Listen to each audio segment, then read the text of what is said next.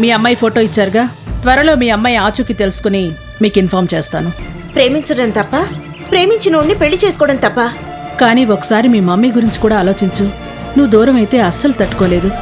అసలు నువ్వు లేని ఆ ఇంటిని ఊహించుకోవడం నాకే కష్టంగా ఉందే, ఇక మీ మమ్మీ తట్టుకోగలదా? ఇవన్నీ తెలుసు కూడా డాడీ నాకు ఇష్టమైన వ్యక్తితో పెళ్లి చేయడానికి ఎందుకు ఇష్టపడటం లేదు? నేను కోరుకున్న వాడిని పెళ్లి చేసుకుని అమెరికా వెళ్ళిపోతున్నాను. కన్న తండ్రి ఎలాగో నన్ను అర్థం చేసుకోలేదు. ప్రాణ స్నేహితురాలుగా కనీసం నువ్వన్నా అర్థం చేసుకో. అచ్చం హారికలా ఉంది కదూ, కానీ హారిక కాదు, ఈమె పేరు గాయత్రి.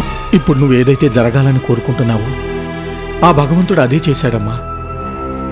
మా ప్రాణాలు కాపాడడం కోసం గాయత్రిని ఎప్పుడో హారిక ప్లేస్లో పంపించాడు. నువ్వు హారికవి కాదు కదూ?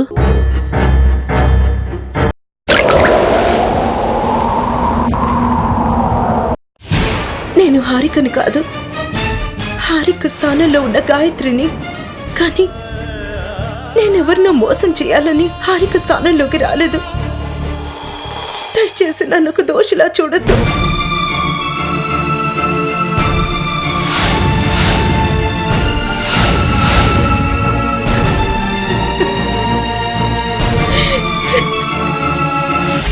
ఊరుకో గాయత్రి, ఊరుకో ఊరుకో. తప్పు చేసిన వాళ్ళని దోషులుగా చూడాలి కానీ నీలా గొప్ప పనులు చేస్తున్న వాళ్ళని దోషులుగా ఎలా చూడగలం? నువ్వెంత గొప్ప పని చేస్తున్నావో నీకు తెలుసా? ఒక పుణ్యదంపతుల ప్రాణాలు కాపాడుతున్నావు. నువ్వు చేస్తున్న మేలుకి ఎన్ని జన్మలెత్తినా నీ రుణం మేం తీర్చుకోలేం. మా దృష్టిలో నువ్వు గాయత్రివి కాదు, హారికవే. ఒక కేసు విషయంలో మీ బాబాయ్ రాజేంద్ర దగ్గరికి వెళ్ళాను. ఆయన నువ్వెక్కడున్నావో కనుక్కోమని చెప్పి నీ ఫోటో ఇవ్వగానే ఆ ఫోటోలో ఉన్న నిన్ను చూసి ఆశ్చర్యపోయాను. అచ్చం మా హారికలాగే ఉన్నావు. అప్పుడు నాకు ఆలోచనొచ్చింది. నువ్వెక్కడున్నా పట్టుకుని కనీసం కొద్ది రోజులైనా హారికలా నటించమని అడుగుదాం అనుకున్నాను. కాని ఇది యాదృశ్చికమో అదృష్టమో లేకపోతే ఆ భగవంతుడు ఆ దంపతుల మీద చూపిన దయో, నేనేదైతే జరగాలని కోరుకున్నానో అదే జరిగింది. హారిక చనిపోయిన విషయం ఆంటీతో చెప్పలేక ఏ క్షణంలో నిజం బయటపడుతుందేమోనన్న భయంతో అంకుల్ ప్రతి క్షణం నరకయాతన అనుభవించేవారు. అలాంటి సమయంలో నువ్వు కనిపించడం నిజంగా ఆయన అదృష్టం. అదృష్టం ఆయనది కాదు, నాది. ఇంత గొప్ప అవకాశం దొరకడం నిజంగా నా అదృష్టం. డాక్టర్ గారు నన్ను తన కూతురులా నటించమని అడిగిన తర్వాత అలా చేయడం ఎంతవరకు కరెక్టా అని ఆలోచించాను. నేను పుట్టిన తర్వాత నా వల్ల ఎవరికీ సంతోషం లేదు.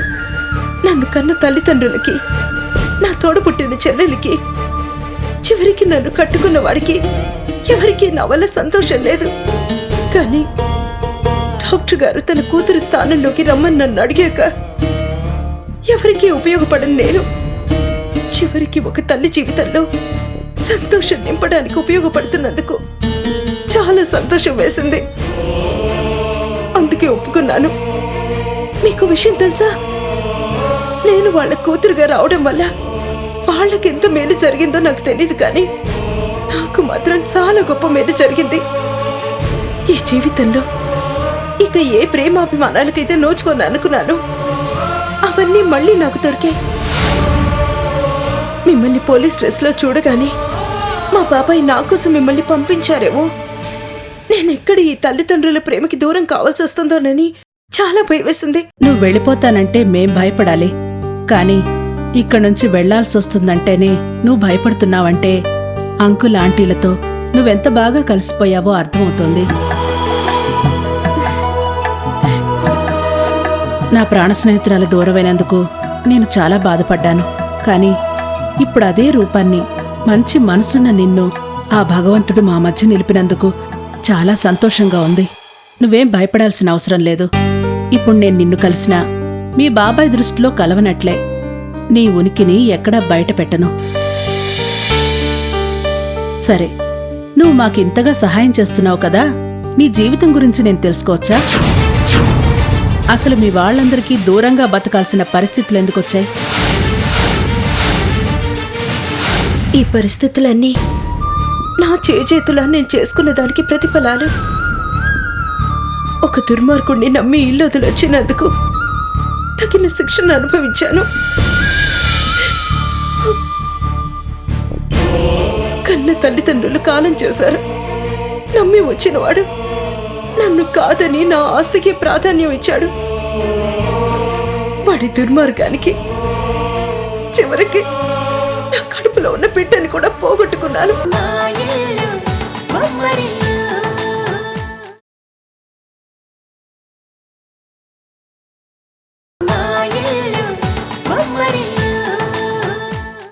కన్న తల్లిదండ్రులు కాలం చేశారు. నమ్మి వచ్చినవాడు నన్ను కాదని నా ఆస్తికి ప్రాధాన్యం ఇచ్చాడు. వాడి దుర్మార్గానికి చివరికి నా కడుపులో ఉన్న బిడ్డని కూడా పోగొట్టుకున్నాను. ఇక బ్రతకడం వృధా అనిపించింది. సరిగ్గా అప్పుడే ఆ భగవంతుడు నాకు ఈ దారి చూపించాడు. ఈ తల్లిదండ్రుల ప్రేమాభిమానానికి నోచుకునే అదృష్టం కల్పించాడు. నిన్ను మోసం చేసిన నీ భర్త వివరాలిస్తావా? వాడి సంగతి తేలుస్తాను. వద్దు, అతన్ని మీరేమీ చేయాల్సిన అవసరం లేదు. ఇప్పుడు నేను అతనితో మళ్ళీ దాంపత్య జీవితం సాగించాలనుకోవడం లేదు. ప్రస్తుతానికి నాకు ఈ అమ్మ నాన్నల ప్రేమాభిమానాలు చాలు. ఇక అతని గురించి నాకు అనవసరం. సరే, నీ ఇష్టం. వెళ్దాం పద.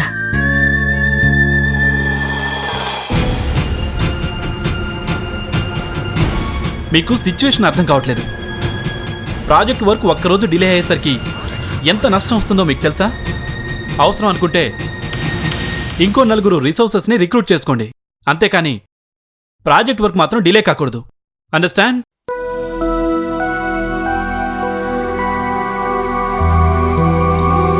చిచ్చి, ఇడియట్స్. ఒక చిన్న ప్రాజెక్ట్ వర్క్ని హ్యాండిల్ చేయలేకపోతున్నారు. ఇలాంటి వాళ్ళని నమ్ముకుంటే క్లయింట్స్కి సమాధానం చెప్పుకోలేక చావాలి.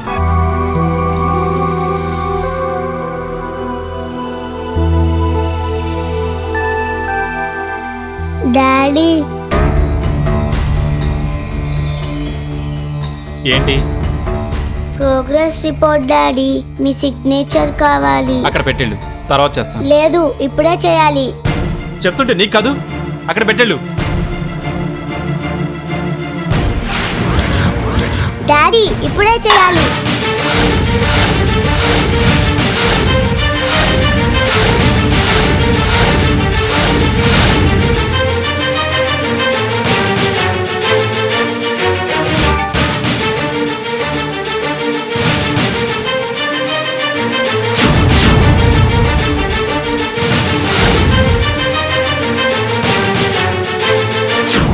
సిగ్నేచర్ లేదు, ఏం లేదు. ఓ తలకి.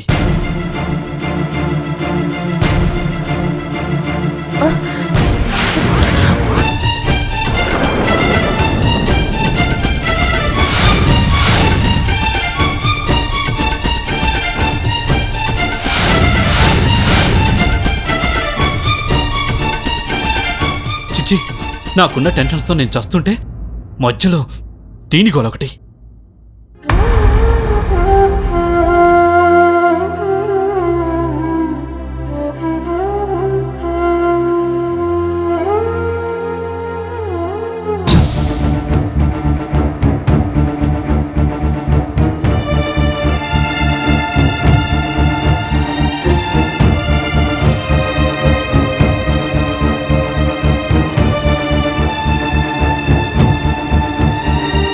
ఏడవద్దమ్మా. ప్రోగ్రెస్ రిపోర్ట్ మీద డాడీ చేత నేను సైన్ పెట్టిస్తాను, సరేనా? నువ్వు వెళ్ళు.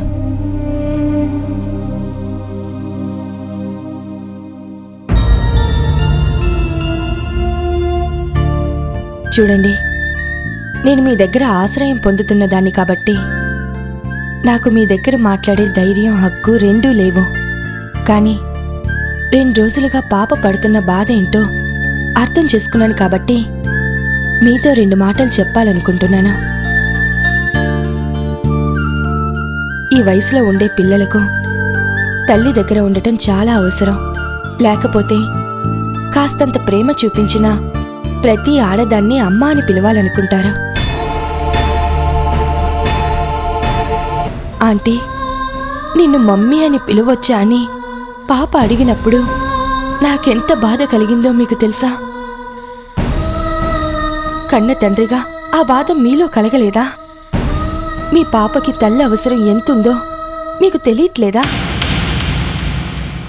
మున్ని తన తల్లి ప్రేమకి ఎందుకు దూరమైందో నాకు తెలీదు, కానీ దగ్గరే ఉన్న తండ్రి ప్రేమకు కూడా ఎందుకు నోచుకోవడం లేదు? మీరు ఈ ప్రోగ్రెస్ రిపోర్టు మీద సంతకం పెట్టమంటే అలా చిరాకు పడ్డారు కదా, ఆ పసి మనసు ఎంతగా బాధపడుతుందో ఆలోచించారా? ఏదో ప్రాజెక్ట్ టెన్షన్లో ఉన్నాను. సరిగ్గా అప్పుడే వస్తే ఆ చిరాకులు అలా ప్రవర్తించాను. మీరు చాలా గొప్పవారు. మీరు పెద్ద సాఫ్ట్వేర్ కంపెనీకి ఎండి అని తెలుసు. మీకు వర్క్ టెన్షన్ చాలా ఎక్కువ ఉంటుందని తెలుసు. కానీ మీరింత కష్టపడి సంపాదిస్తుంది ఎవరి కోసం? మీ పాప కోసం కాదా? మరి ఆ పాప మొహంలో సంతోషం నింపలేనప్పుడు మీరెంత సంపాదించి ఏం లాభం? కొన్ని వందల మందికి ఉపాధి కల్పించడం ఎంత ముఖ్యమో మీ పాపని సంతోషంగా ఉంచడం కూడా అంతే ముఖ్యం.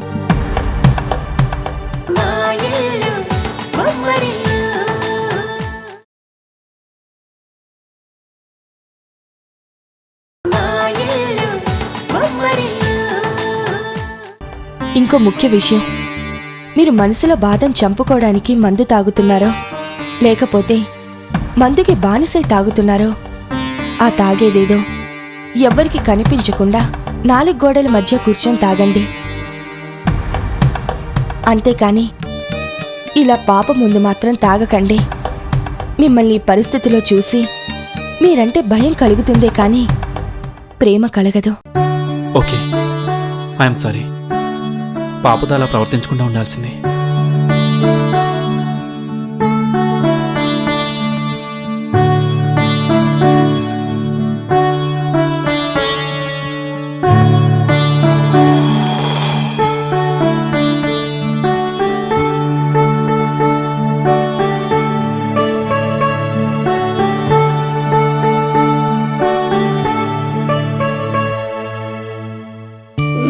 Munni,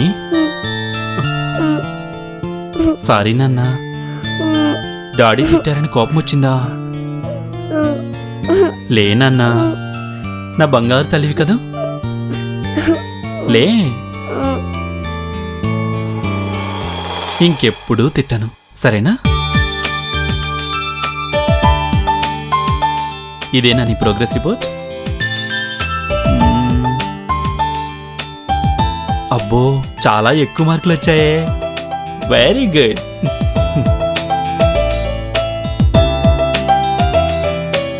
thank you daddy. Daddy signature చేశాడు. మమ్మీ, డాడీ సంతకం పెట్టారు.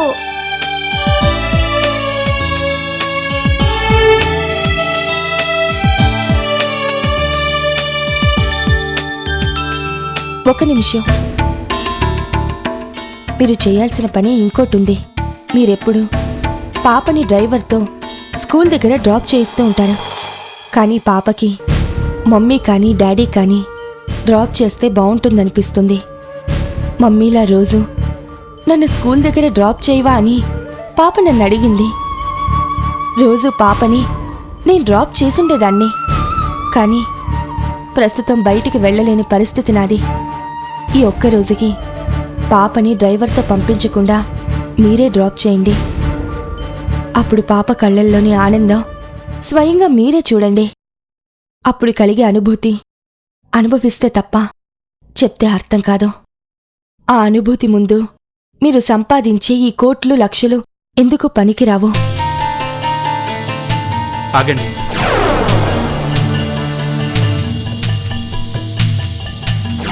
పాపని ఈ రోజు నుంచి నేనే స్కూల్ దగ్గర డ్రాప్ చేస్తాను.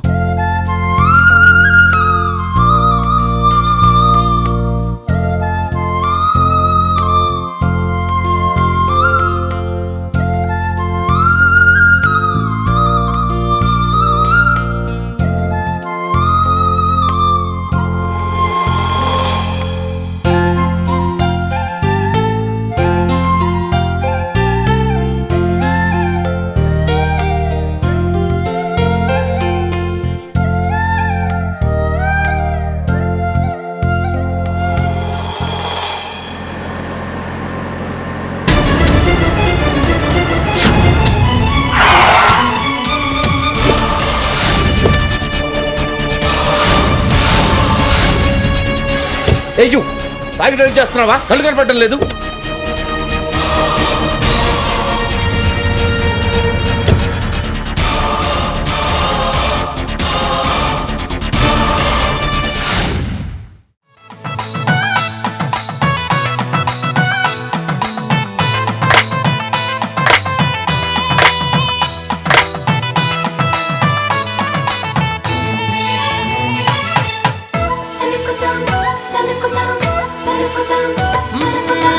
ఎక్కడిదో అల్లరి గాలి సరదాగానే వీచే చిన్నారి కిన్నెరసాని పయనాలేమో చూసి